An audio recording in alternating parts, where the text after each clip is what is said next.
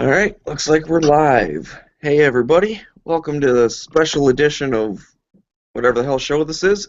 I was going to say hit or miss, but it's not technically a hit or miss chat, so don't hold it against Night Strike if it sucks. It's just the hit part. Just the, oh, okay, I'm the hit part. I like that. Missing the miss. Uh, But, There was no intro music. no, there was not. This is more of an on topic, not a silly, crazy one. So, basically, what I wanted to discuss, I got Moon and G-Webs here with me.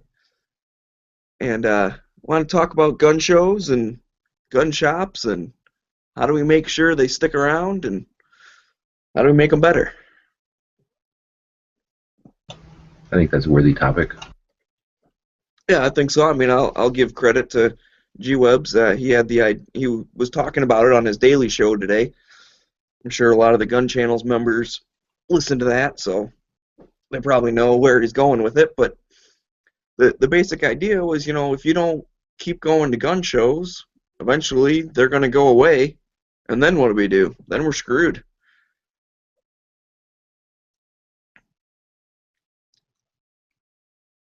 So, no, I don't know. What, do you guys go to a lot of gun shows? I guess maybe we'll just start with that. How often you go? Do you ever sell at gun shows, or are you just consumers? Yeah, I go to probably once a year now, but I used to go a lot with my brother-in-law, and I always enjoyed them. A lot of them got crazy during after Sandy Hook and stuff, but and there's some of them that are just plain bad. They don't have hardly any guns. They're like a lot of beef jerky and stuff like that. Oh, beef jerky is pretty important, though. It is, but it should be at the beef jerky show or something. The beef jerky convention. It has its place at regular gun shows, though. Yeah, well, my experience, I never really went to a gun show back in the day. So I've only ever been to a gun show after the 2012. So crazy prices on 22 ammo and everyone just like buying and hoarding and like all that kind of stuff. And I have to say, like my experience, the first gun show I went to, I was a little disappointed in because I was expecting more of like a swap meet, people with their personal collections, rare and unique things, and instead it was all just firearm stores that happened to bring their stuff in. So every table had Glocks and M&Ps and whatever, and just like normal stuff. I can buy that anywhere. Why would I go to the gun show to get that?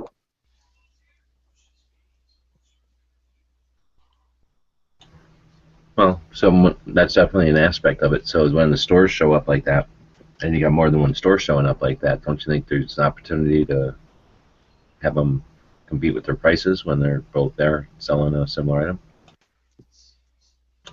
as opposed to like driving to one and then driving to the other and then having to decide if it's worth driving back to the first one if it was $20 cheaper or something? That's definitely a factor. There's kind of a forced competition when you go into a gun show with each of the shops that bring some of their extra inventory or whatever they're bringing because they're trying to get rid of it. But yeah, I mean that's how you catch deals usually, and then the independent people. I mean, he's saying he didn't see a lot of them his first time, but that's just something you got to keep going and up to a bunch of different gun shows, and you'll always see that Yeah, eventually. one thing is, uh, whatever the area is you're in, you got to figure out what your gun show radius is. If it's like an hour away, if it's 15 minutes away, then you can figure out how many different shows there are in that circle or in that area. Because you'll have big giant shows. At least out here, we have big giant shows, then we have medium shows, and then we have little shows. Each of them will attract different type of sales, and each of them will attract different type of audience. because audience matters. If you go to a show that's just there to sell ammo and guns, like cheap guns and 2013 panic buy type of stuff, then some shows are going to be ready for that. They're going to have their ammo wholesalers there.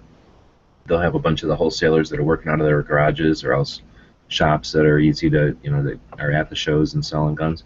And then the buyers that show up are there for that. But if you go to a show where it's at a VFW hall and there's no way for a big wholesaler to even show up, you're going to get a different audience. Because there's a different audience, you get different people setting up their tables there. So we've got one that's a VFW hall here in Tucson that is a small show, and they never attract any of the people you're talking about. No stores even show up because the show is just not big enough. It's not even 200 tables, so it's like 60 tables or something. Imagine one shop could show up if they wanted to, but there'd barely be room for 2 stores in there. So it encourages smaller stuff. So that means the audience is there for the smaller stuff, and that's just a different type of show. So if you only went to one show, you'd miss that one, So I guess you got to figure out how far you're willing to drive for a show, and then start discovering how many different shows are there, what kind of promoters are putting them on, and like Moon said, I would go to as many as you can to get a feel for them, because what you're looking, you might just be going to the wrong kind of show for the stuff you're looking for. Yeah, I think you're right on that, and I will admit not doing a lot of research. There could be a bunch of small shows around me, and I just don't know about them. The one I went to is like pretty well known as, oh yeah, this is the big like gun and knife show. Like everyone knows about it, and that same promoter goes a whole around the state, but it seems like it's almost all the same people showing up at all the different shows. And so maybe you're right. What I think of as a gun show, like I said, is more like a swap meet. That's what I was expecting. That's what I'd like to go see, and I'd kill some time wandering around and, might buy something, some goofy little thing that I never thought that I needed, but as soon as I see it, I know that I need it. So, I don't know. I guess maybe that's a question is, how do you find shows like that? Is that all just word of mouth, talking with people? I guess you could use the Google foo.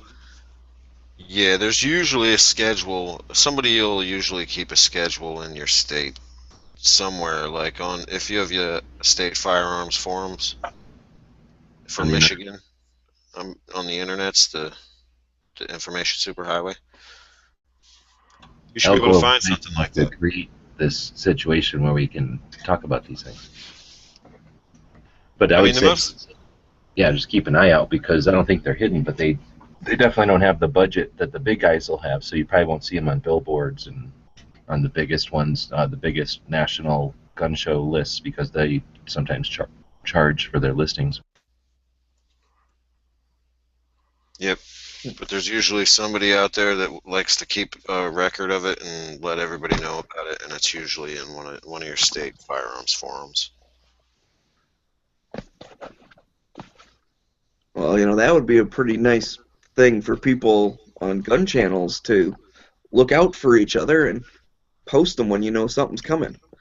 Well, there's a lot for each state, so I guess everybody from their own state, somebody could do that, but talking about 50 people, 50 gun channels members. Well, there are channels for states. I'm a member of the Michigan gun channels thing, and I know there's a bunch of you guys out there. So get on that list, man.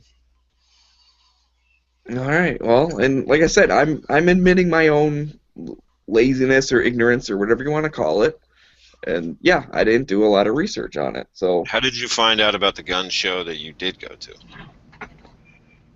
Like, other than word of mouth, or it's the big gun show, is there billboards? Is there like advertisements on light poles and stuff like that, or? It's on the radio. They have TV every once in a while. I mean, it's okay. If you're in Michigan, you know about the gun and knife show. Like that. Yeah. You're not gonna. I don't listen to the radio a lot, so I don't hear a lot of commercials. But you're not gonna probably hear about some of the smaller ones on the radio. Now those ads are pretty expensive, and to have them go consistently starts to be really pricey. But if you got like a gun show, like a channel, like a programming that's about guns or one of the syndicated things, then you probably have better odds, because if they're going to pay for an ad, they're going to do it, during a show that they, the audience will be there for. Do you have like public access? You could list it yourself Uh, right on TV. well, I don't know that I'm going to be running my own gun show, so I don't know if I need to, think about this, but maybe that's, I don't know, maybe that is one of the, maybe as gun owners we need to help promote some of the smaller shows and, just mention it when you're at the range or, talk with your friends or put it up on gun channels or whatever. That's a good Like I point. said, I'm brainstorming, trying to make things better. I'm trying to solve the world. The ranges here have bulletin boards, so people can like put up their cards if they're doing CCW classes or they do gunsmithing or something. And those might be a place to see a smaller show. They might be advertised in a place like that or post their calendars. Yep. You can always ask at a gun shop too. Ask them what shows they attend and if they know of any good gun shows near you. I'm also finding out that there's specialized shows, like for ammo, there's ammo collector shows. So there might be specialized shows. There's antique shows. Uh-oh, you found out there's a special ammo show? It would be That cool might be if trouble there, for you. There's one in Flagstaff, and then there's one in St. Louis, and I think there's another one in Denver. there might be like an all used firearms gun show. That would be pretty awesome. Like no trade-ins, just either gun shops used inventory or private sellers. That would be kind of cool. Yeah. Well, because I do enjoy the idea of like a treasure hunt kind of thing. Like I like going to garage sales because you have no idea what you're gonna see, and when you do find something that maybe you've been looking for a long time, like that rush you get. Same thing with comics. This is completely off topic, but that's when you're digging through those dollar bins and you find that one issue you've been looking for 5 years. You're like, holy crap! I finally found number 7. It's the same thing with accessories or ammo or whatever. And that's one of the things I like about collecting is the hunt. If you just jump on the internet every time you want something, type it in, hit buy, like that's not, you don't get that same rush. It's not as fun. Yeah, but if you do it a lot, you end up hunting on the internet. Oh, but you have to find the one that you know is still in inventory somewhere. I definitely agree with that, though. Looking through like random tables of stuff from people's gun room or their garage or whatever, you can find stuff you didn't know you were interested in, or just a cool looking thing, for cheap. Something you didn't like. When I was a kid, I used to just collect stuff because I didn't, just not that I was going to pursue it, but just to, cheap stuff. You can grab it and have it for a while, sell it if you don't want it, trade it off or give it away or something. But just little stuff like dummy grenades or I don't know, knives and stuff, that web gear and stuff. Helmets. I had a couple of military helmets when I was a kid. Did you ever? Shops or whatever. You were looking for backgrounds for pictures. That would be a good place as a cool gun show. Yeah. But all kinds of different canvas stuff and shooting bags and whatnot.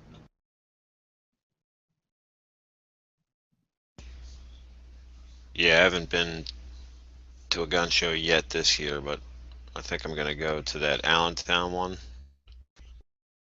and the Armory one, and then that'll probably be it.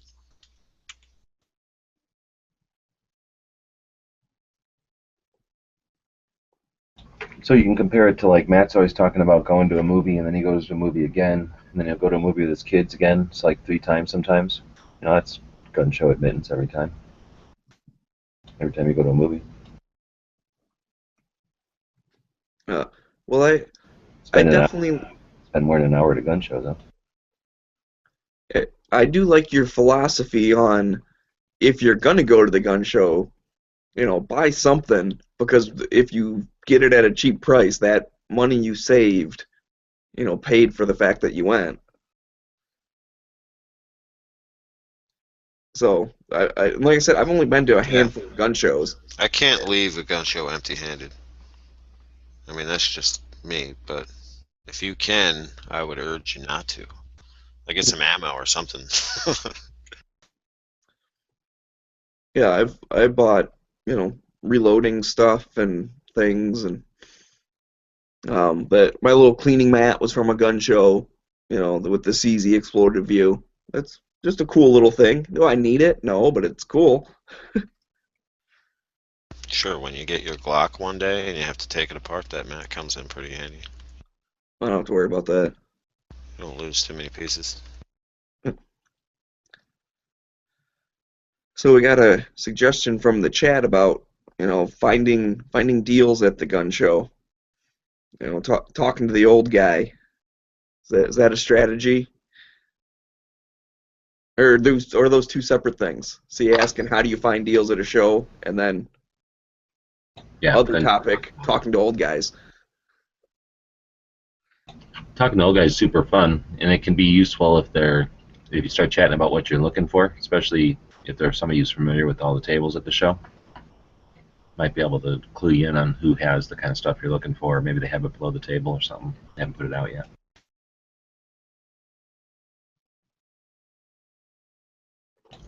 Sometimes you buy something from one guy a few times, and then you're looking for something he doesn't have, and he sends you over to somebody and says, "Tell him I sent you," and then you get a better deal.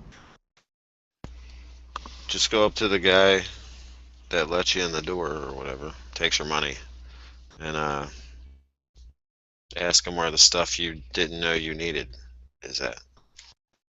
It's true. Those guys know everybody that's there.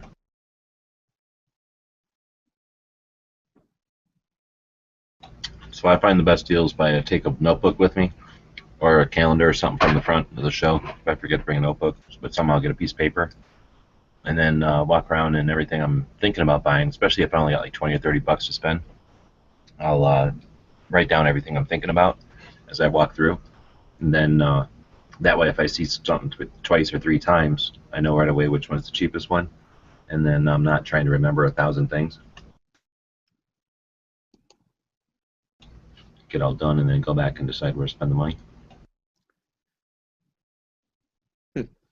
That's a good tip. Good note keeping.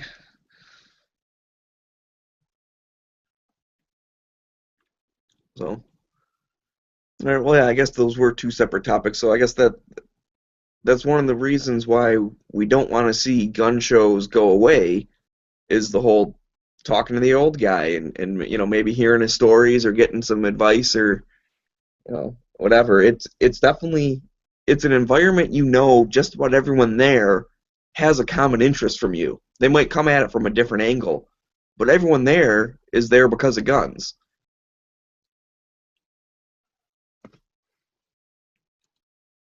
So, and that We're all pretty cool, and we all got different life experiences, so most people are there to share information too. So you can just hang out at a table that has cool stuff, and as long as you're not bothering them, you might encounter all kinds of people in your area that are interested in whatever it is you're interested in.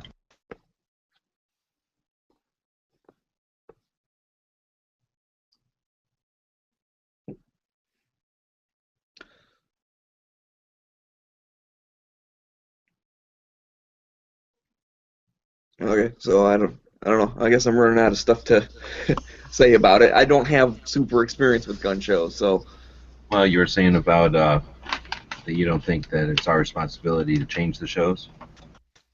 well, okay, yeah, partially that, yeah, because I know you were mentioning we should go to the shows because we don't want them to go away, and that part I do agree with you on. But again, maybe I went to the wrong type of show. But from my experience, the product that they were putting out, which is a bunch of gun stores just selling their stuff, that's not something I'm really interested in. So is it my responsibility to keep them in business when they're not offering anything that I really want?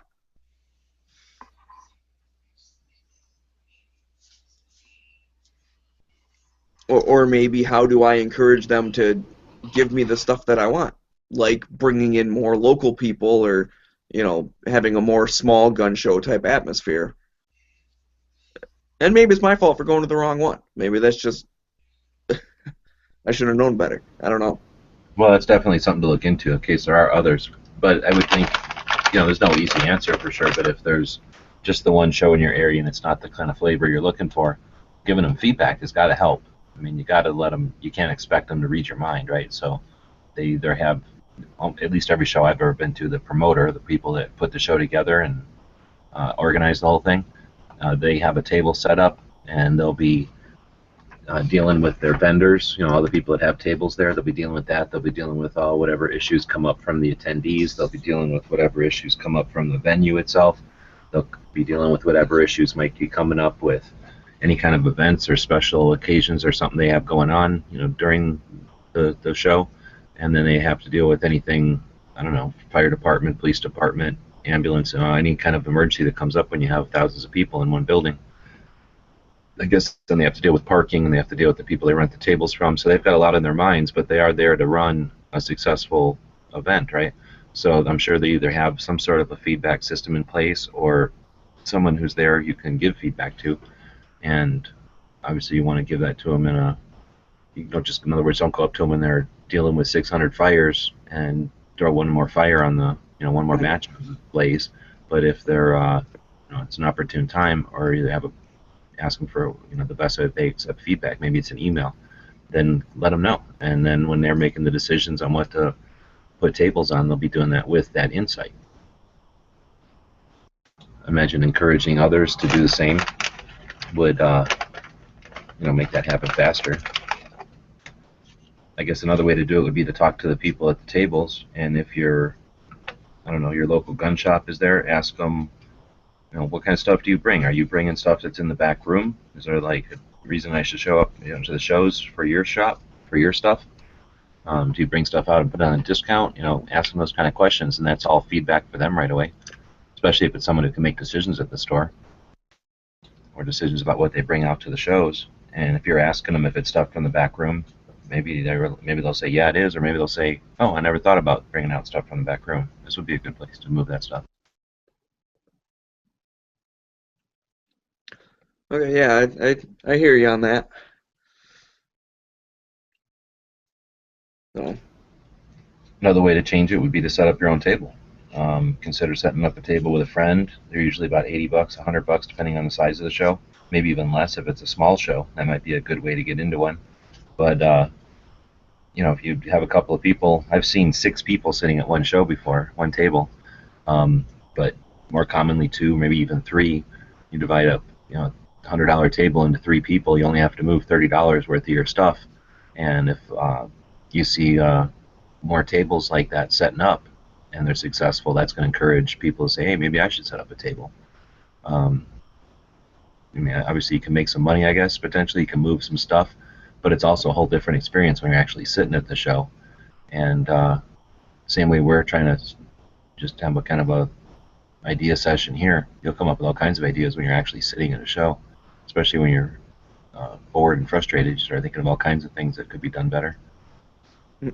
Or maybe it's a successful show and you're real busy, and then you get a whole different idea about, oh wow, there's not time to do some of the things I thought could be neat. Smeggy, you only have 26 gun shows left this year in Michigan. Oh, really? Yeah. That's a lot. Better get on it. Yeah, that's the whole state. I mean, I'm not going to drive up to the UP to go to a gun show. Well, because they can't have cars up there. What did you look at that list? Oh no, did you? Here. Oh, cool. Gunshowtrader.com. Then you can see if you're near any of these places. So yeah, everything seems overpriced at shows, and that might be so on their sticker price, but everyone expects, I'm assuming everybody haggles for their guns no matter when they buy them, but especially at a gun show. They don't know who's going to show up and be walking past the table. I know when I sell stuff, I'll put the biggest price I can think of on there, even if it offends some people, because you don't know who's about to walk past your table and what money means to them. real rich guy doesn't care so much about $2,000. Somebody who's poor, $2,000 might as well be taken out a loan. So everybody's going to have a different opinion about what the price of something is, and just because they have it priced at something, I don't think I've met anybody who takes a real offense if you try to give them a more what you consider a more realistic price, and maybe they just have it marked up like that, and they're willing to move it for a more same price or more normal price. Yeah, there's definitely that the idea of haggling or bargaining and stuff. And you brought up a good point. If there's a lot of dealers, you can kind of maybe play them off each other, and you just go to the one who's maybe willing to work with you. Especially if you're, I guess one thing that'd be good to get at shows is something, big and bulky that maybe you don't want to pay shipping on.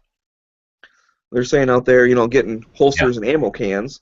Well, holsters are cool because you can, get them in your hands before you buy them. You buy a holster online, you don't know if it's really that good, if it's going to fit you that well or anything. Or if you get one in your hand, you can see how well it's put together, and they might even let you toss it on your belt, make sure it fits. Yeah, one thing I learned: always ask. DF2.'s got some good stuff out there. And what's the worst that happens? You ask them, they say no, the price is the price. Then you say, okay, never mind. That's the worst thing that can happen. Then you just say, but I only brought this much, and then maybe they'll know that's all you have and give it to you at that price. We have cell phones now too, so you can say, yeah, exactly. Like, I only brought $100 with me, so let me give you my number. If you decide it's worth moving it, then let me know and I'll come back over. Yeah, that's a good idea too, because they're not going to be willing to haggle on, Saturday morning 5 minutes into the show. But if it's Sunday afternoon and they're looking at packing up their back of their truck, maybe your offer looks a little more appealing. Definitely. There was this place that sells like 55-gallon drums and like 5-gallon gas cans and like military surplus containers like that for like preppers or whatever. They have like those big white things for collecting rainwater, and anyway, they had this big like giant box thing that I think would be awesome in the back of the van, but they want $75 for it. So I was like, what's the cheapest you'll do? I'm a vendor here. $70. I'm like, whatever. So then every single time I walk past them, I kept bugging them like, well, you still want to take this thing home? How much you want for this one? Do you have a broken one? Like, I'll take one without the foam inside. I don't need that anyway. Still $70, but you just can't get offended. I'll just keep bugging them, and then eventually they'll probably have a broken one, or one will break something on it. They'll break a handle or something, and they'll go, oh, I know a guy that'll want this broken one.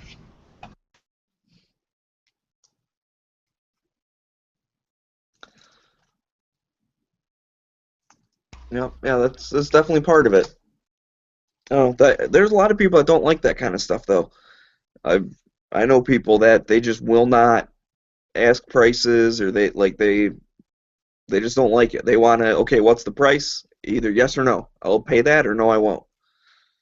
And I guess if that's, maybe they're just not comfortable, or they're intimidated or something. But well, they wouldn't enjoy like a flea market or any kind of real bizarre type of fair type of sales situation then, because most of those they think they mark up, assuming you're going to haggle a little bit.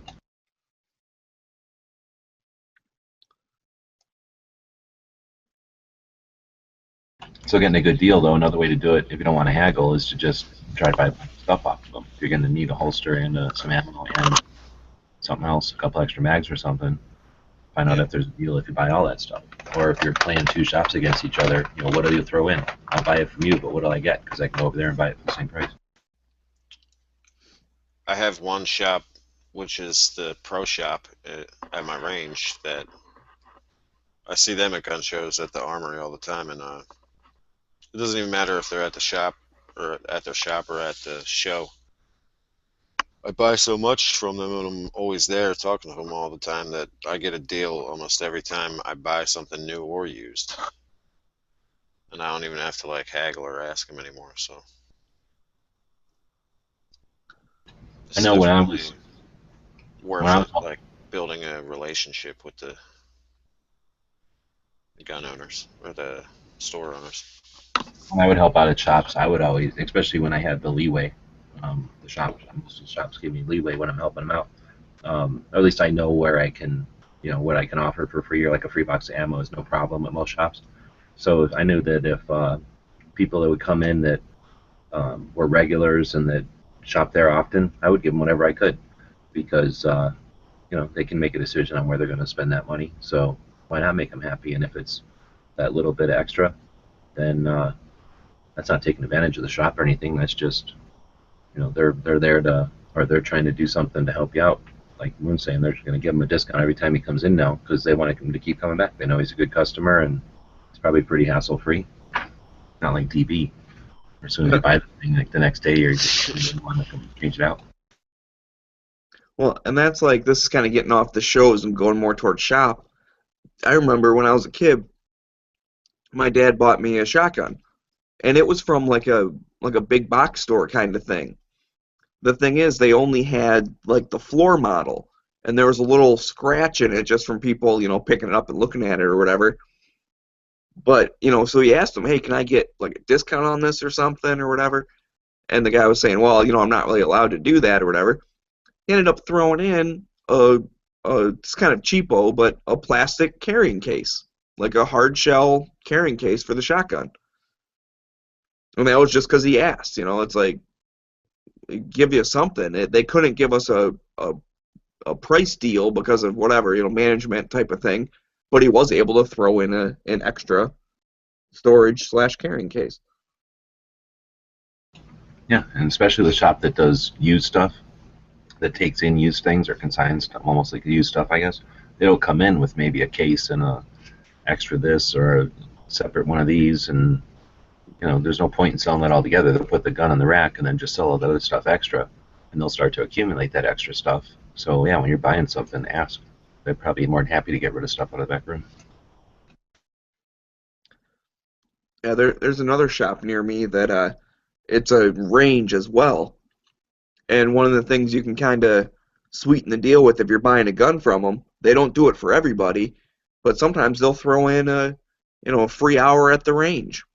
Or, they do a thing with, if you get rental guns from them and then you end up buying a gun, I think it's up to like 3 rental fees they'll take off the price of the gun.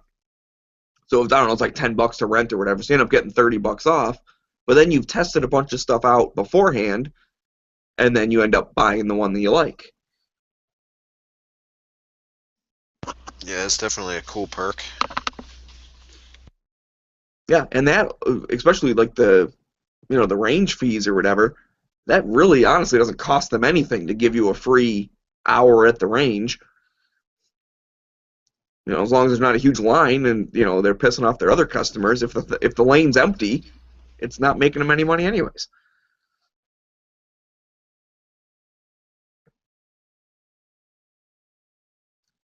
So I don't know. Did we solve gun shows? Did we fix them all yet? Well, I would throw in there that, like I was saying in my response to your comment on the thing earlier on Art Show, I guess, Bob and I, sorry, I'm distracted here, that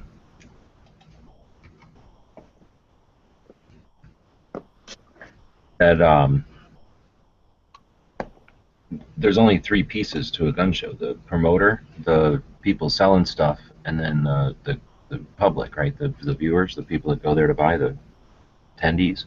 So we have, you're right. We're not. It's not our job to change the shows, but without the shows, we're not attendees anymore. Now we're just people that don't have gun shows anymore, right? So it's real easy when there's multiple gun shows in an area that you as the attendee get to choose where you're going to go, which one you're going to attend, so that right away you've made a pretty major decision or a major influence on the shows. But when there's just the one or there's very few, I don't know if necessarily not going is the best option. That's like cutting off your nose to spite your face, right?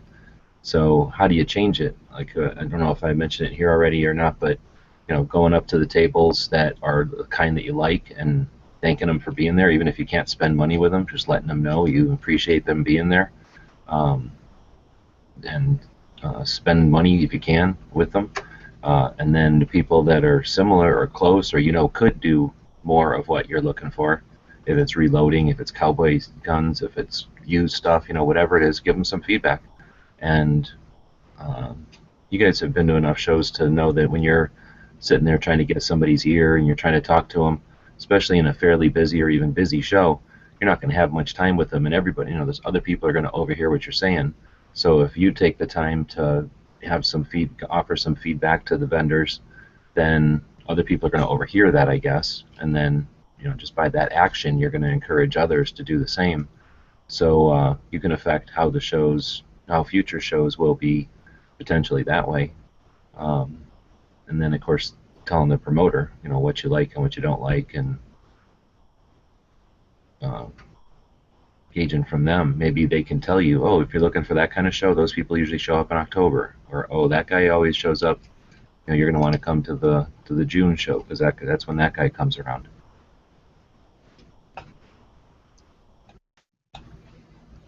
So I guess I'm just saying I don't want to leave it like, if we don't like what we get, then we just don't go, because then we just won't get anything. Right, and I agree with you on that. And I wasn't trying to sound like I'm boycotting gun shows or anything, because I'm encouraged to go to more, and like I said, you guys kind of shown some light. Maybe I'm just looking at the wrong place, and I'll try again. Definitely. And even I'll go to the big shows, because there might still be, if it's big enough, there might be something there that I want. Yeah, I find with some of the big ones, I've seen where the ammo, especially in the height of all the panic, the place where the ammo is, whoever the poor suckers are who are near them are just hidden, basically, because there's this line of people that come from the front door back to where the ammo is, and everybody who's in those tables, it just has line in front of them, and those people in line aren't buying anything else. They're there to spend every penny they got on ammo, probably. So then they're taking up the whole aisle, pretty much, waiting in line for this ammo, and until the ammo place sells out or the people stop coming in for it, those tables were just basically isolated. They were just stuck. So, I'm the kind that'll just mosey on in there and elbow my way through all those people in line and check out those tables, because then basically you're playing on their disadvantage, I guess, that they're poor luck. But sometimes you get some good deals because they just need to make their money for their tables when they're kind of screwed like that.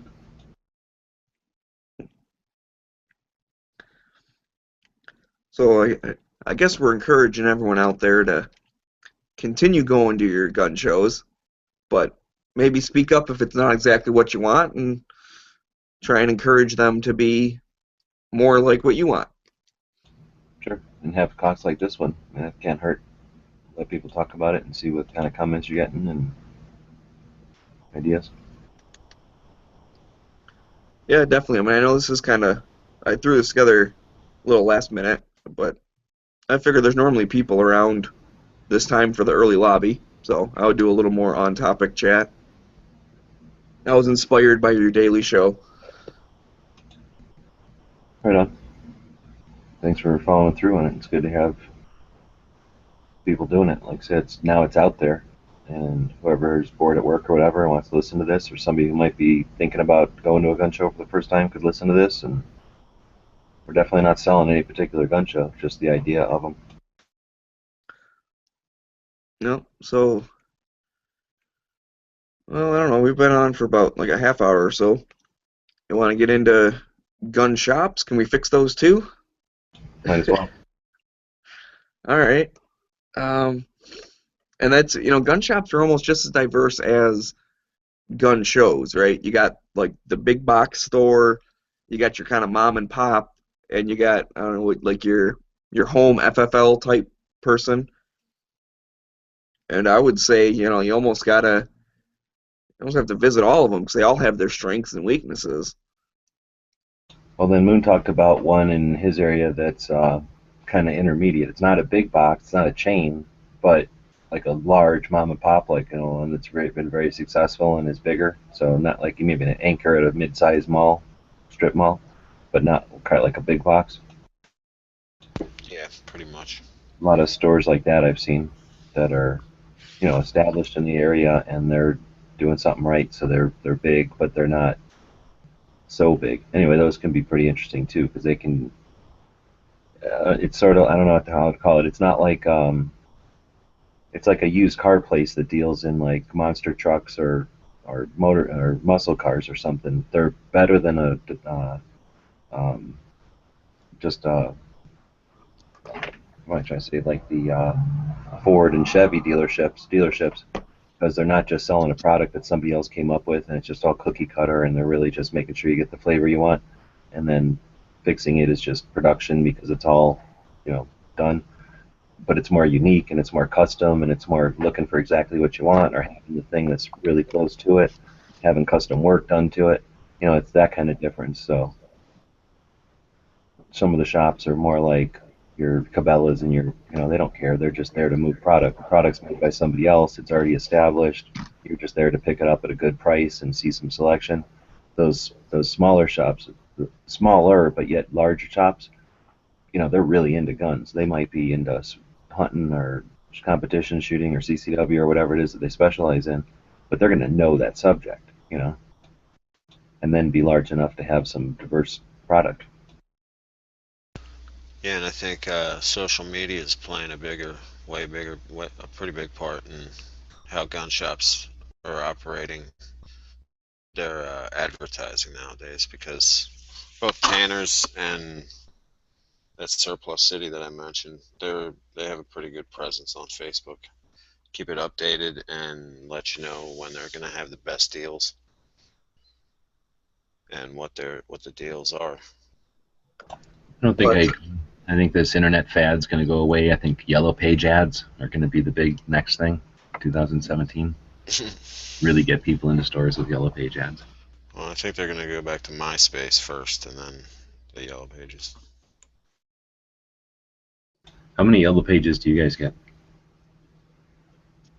about a couple a year. I think I get like 6. It's crazy. Every year. I think you get like 2. See, a lot of the gun shops near me are also gun ranges, and I think that's where they get the majority of their income is from ammo and the range fees, and they also just happen to sell guns. I mean, I talked about one on the Daily Show a while back when I was on there with Bob, um, and they have like a handful of handguns and maybe like 5 rifles or something on the wall. So they really, it's not necessarily the best selection or anything, but at least all those guys in there were very nice. I think there's still that stereotype out there, the grumpy old guy at the gun shop who knows everything, 45's a man stopper, you don't need to aim with a shotgun, all those cliche things, and that just kind of bugs me when I go in there. I might not know everything, but when they act and talk to me like I'm a 7-year-old, it just pisses me off. I don't want to spend my money there. So I would encourage gun stores to be a little more friendly and understanding that that's the thing, not everyone lives their life around guns like maybe we do, but they're still concerned about home defense or they still want to go hunting or whatever. And we need to encourage them, not turn them off. Well, some of them are just out of the loop, and you might even know more than them. And some of them, I don't know, they get things wrong like anybody else. So, and some of them are just dicks. I don't know why Yeah, people and run a shop I guess like you that. can get that in any industry. I mean, there's just jerks in the world, but I feel like there's a higher percentage for some reason. And maybe it's just my bias. I'm seeing it more because that's a cliche also, is the grumpy store owner. But I definitely have seen it. And Well, I make my buying decisions based on that, honestly. I think you're a couple of ways. So I agree with you. That's probably the case. or it seems to be the case, you could say. But I think it might be a factor that, I mean, I guess it's possible that just assholes are attracted to running gun shops, but I think it's also the kind of thing like a plumber or a computer tech, or you can think of some jobs where you get kind of sick of your customers in the service industries, and then there's something that they specialize in and the customer needs, like it requires them their specialization or whatever, their credentials or whatever. So these people will stay in business even if they are grumpy or poor mannered. So like you think like your plumbers or your electricians or your carpenters or something, something that the guy has a skill and people need to use them, so he can charge whatever he wants and he can be as much of a jerk if he wants. If his art or his product is of value, then people are going to overlook it.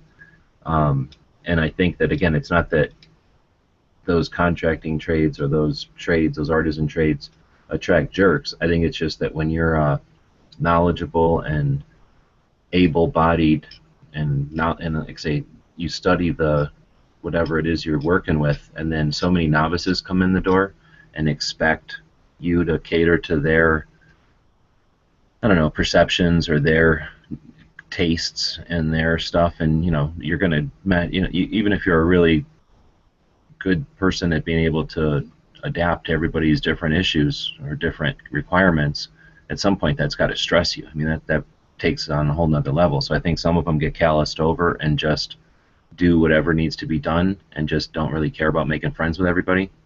I think it's your rare person who can bend over backwards for everybody that comes in the door with all the different demands they might have and still enjoy that aspect of it. So again, I don't know if it's an excuse for those kind of people, but those people that get like kind of less focused on customer service.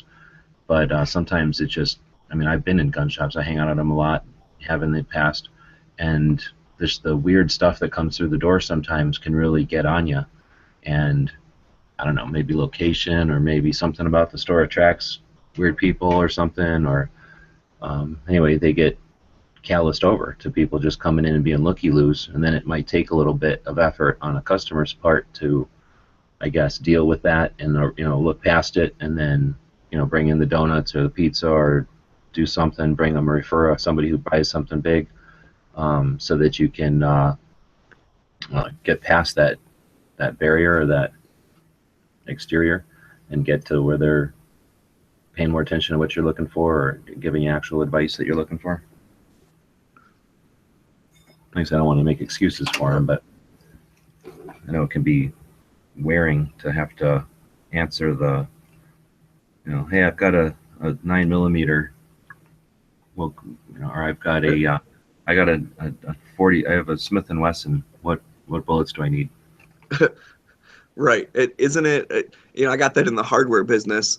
What size screw? I don't know, like a standard. Yeah, I need the standard size, a little bit bigger than standard, like a little larger than the one I use in my door. That kind of thing. Yeah. No, it's green though. It's a green door. What's the screw for the green one? Yeah, exactly. Like I bought a door here 6 months ago, and I need screws for it.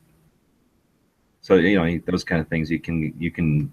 Some people are really good at just not letting that affect them and getting through it and being like, all right, let's start every conversation like, I'm here to start from zero with you. And then sometimes especially I know some stores that they cater to cops and things, and then that novice comes in and they're having a down cycle from like high speed conversation down to, you need to know more than just it's a Smith & Wesson for us to be able to get you what you need, or you have to remember if it's a revolver or a pistol if you want us to help you with a holster. Right, and that's I'm going to give a shout out for Gander Mountain, which I bought a rifle from them. The guy helping me on that was extremely helpful, and like I said, I'm fairly knowledgeable, but I never had a bolt action rifle before, so I went in there with knowing my own ignorance and basically saying, hey man, I kind of know what I want, but I'm open to suggestions. Can you help me? And this kind of brings up kind of one of my pet peeves. Someone who's always like, oh, I'm a beginner or I'm new to this. I don't know why everyone always says to buy like the cheapest thing. They always try and push you to the cheap stuff and then figure you'll buy a more expensive one later. I like to buy mid-level because then I'm getting something nice, even if it's my first one, and then I can get the super expensive one if I'm really into it. But I don't know why they do that, why they push for like, oh, just get the crappiest thing possible and then you can get something better later. It's like, I've saved up some money. I'd like to start in the middle and go up from there. And this guy was very helpful. And same thing with scopes. I didn't know much about scopes. And I told him, I don't want the bargain brand. Like I want one that's nice, but I know that I'm not buying a $2,000 scope. Like I understand those exist and maybe they're awesome for what they're used for. I'm not at that skill level to really notice. And he was very honest with, hey, you should kind of go with this one. And I said, well, what about this one? This one looks pretty nice. And he's like, honestly, it's not really worth the extra money for what you want it for, which is mostly hunting and playing around up north. I'm not doing super long shots yet. But kind of what you were getting with the gun show, I made sure to tell him that after the fact. And there were some of his coworkers around and a couple other customers, and I thanked him for, helping me and basically just his attitude in general. So maybe if doing that same thing at gun stores when, the old guy's in the corner and the young guy's helping you out. I shouldn't say that. I'm sorry. I don't mean to make fun of all old people or whatever. But the jerk is in the corner and the helpful person is helping you. Make sure to say thanks, and then maybe the grouchy guy will realize, oh, people might like me if I'm nicer.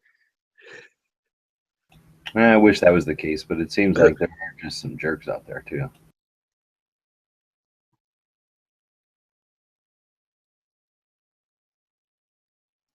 But at least then they'd have to be a jerk intentionally, knowing that people are appreciating the extra. Right. Yeah, they'll wonder why, the other guy gets all the commission sales or whatever. But I don't know, maybe they don't work on that, so it doesn't really matter. And they look at it, hey, I can help less people and not do as much work if I'm mean. The other guy will help them. I'm sure that's a factor, really. But I'm not sure many shops have commissions anymore.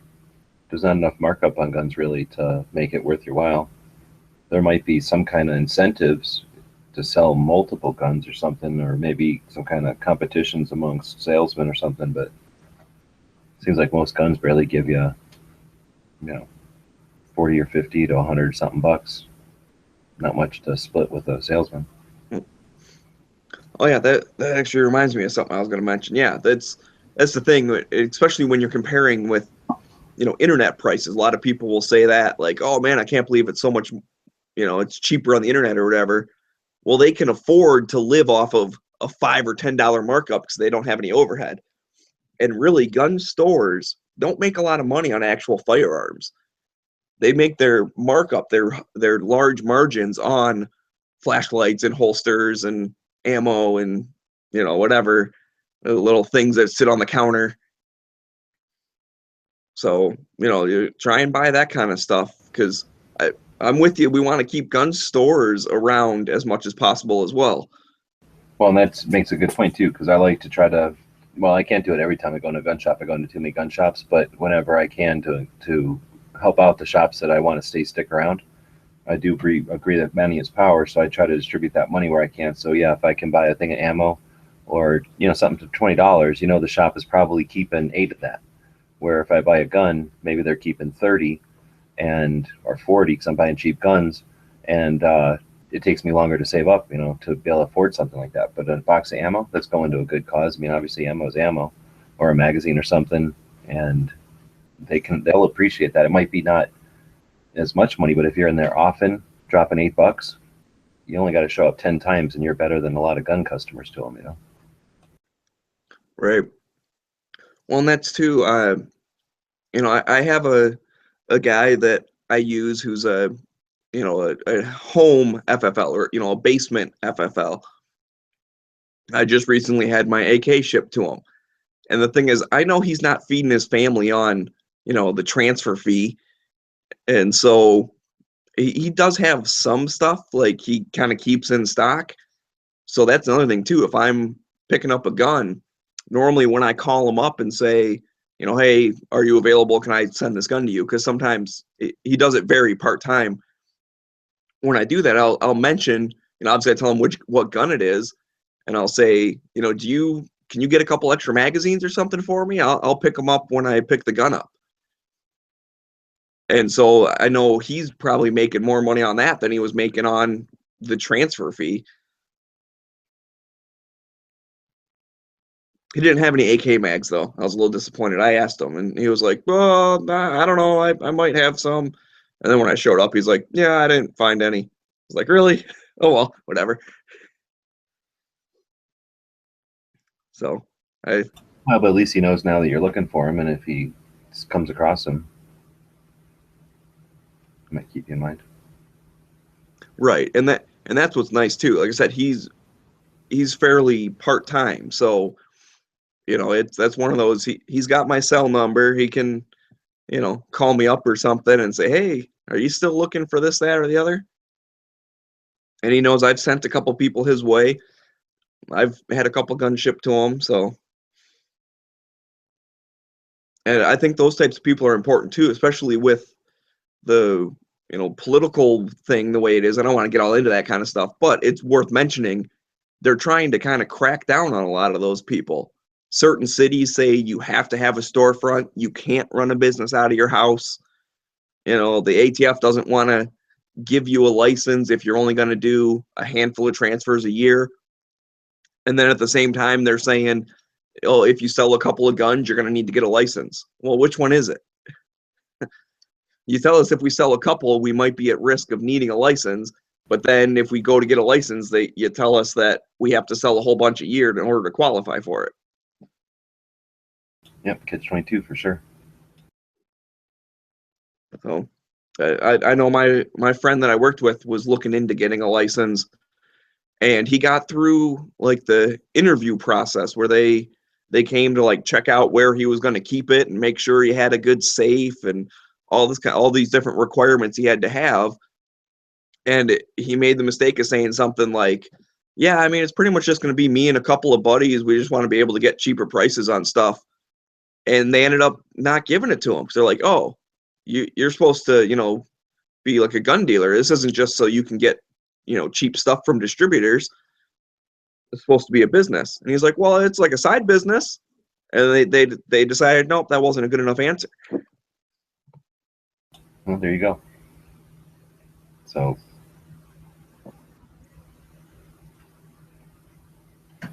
yeah, I think those types of people provide a good service for us, especially when a lot of gun stores, at least the one near me, I was asking about transfers when I was first looking for a gun because they didn't have it, and I said, well, if I find it online, can I have it shipped? And they're like, yeah. I think it was like a $60 transfer fee. And I was like, well, what the heck, dude? And they don't want to deal with it. They'll sell you a gun at their store if they have it, but they don't want to be bothered with getting in shipments and stuff, which, hey, that's their opinion. They can do whatever they want. It's their business. But luckily I found this other guy through word of mouth, and he charged me $20 for a transfer. Well, like you said, those guys have to do a certain amount, so kind of got them over a barrel, and they know they have to do them, so they're happy to do it. And they do enough, they'll probably stop doing it whenever they get to where they met their quota or whatever, and they don't have to do them anymore.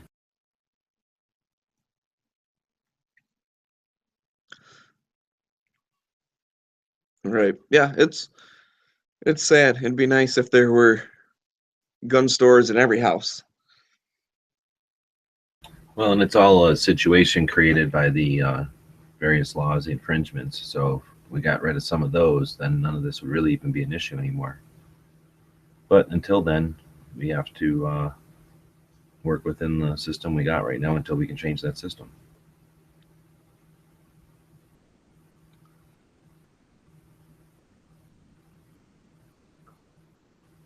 So, going back kind of to gun stores, I know you mentioned you hang out at gun stores a lot, but do you think that's a valuable, or whatever the word is. I don't know. My English doesn't work. Is that like a good idea for stores to encourage a lobby-like experience? Like encourage people to come in and hang out and talk. And I've seen stores that have like a little table, little coffee break area kind of thing. And I've seen other ones that they just want to get you in and get you out. Like they don't want people hanging around all day. No, most of them don't want you hanging around all day, so it's definitely a good point that you need to learn when you're wearing out your welcome, because you can just be oblivious and hang out at a place all day long thinking you're having a great old time, and you're just pissing them off to where they don't even want you in there anymore. So you definitely want to be as self-aware as possible, I guess, and not bother customers for sure, and be hypersensitive that you're not screwing with sales. But if you don't want to open your mouth really to bug the customers, that's a sure way to get you, wear out your welcome. Right. Yeah. If you're jumping in on their conversation and like you've got something to add to everything, they're not there to give you a forum for your sage advice to everybody. But on the other hand, sometimes it can be a super advantage to you. If once they do understand who you are and whatnot, then you might be able to actually help them out, keep people occupied when they're trying to actually get a sale done. So I guess there's some finesse to it, and you just have to hang out in stores and figure out which ones are going to be open to that kind of situation and which ones aren't interested in that. And then hopefully it's a store that has the kind of stuff you're looking for, you like hanging out at, that is interested in letting you do that.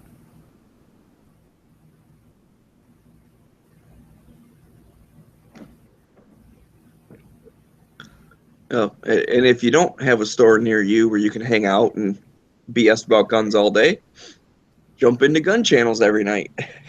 There you go. You have a virtual gun shop, basically. I have to say, I mean, maybe we're winding down here, but I very much enjoy gun channels for the people that know more than me, because I love learning stuff and just BSing with people. I think that makes you a better customer. And then when you do encounter that jerk at the gun store, if you can show him that you actually know what you're talking about and you're not just, some Call of Duty guy or whatever, like, oh, guns are neat, and you don't know anything, then he might treat you with a little more respect. It's possible. Or you'll know when he's blowing smoke up your ass. True. You won't be fooled by his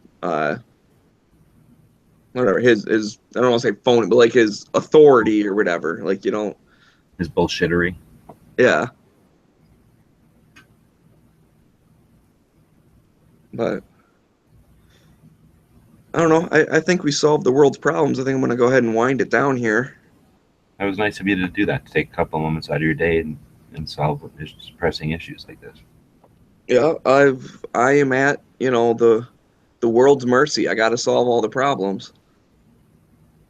So I appreciate you jumping in. You have a lot of insight. So Right on. Thanks for doing it.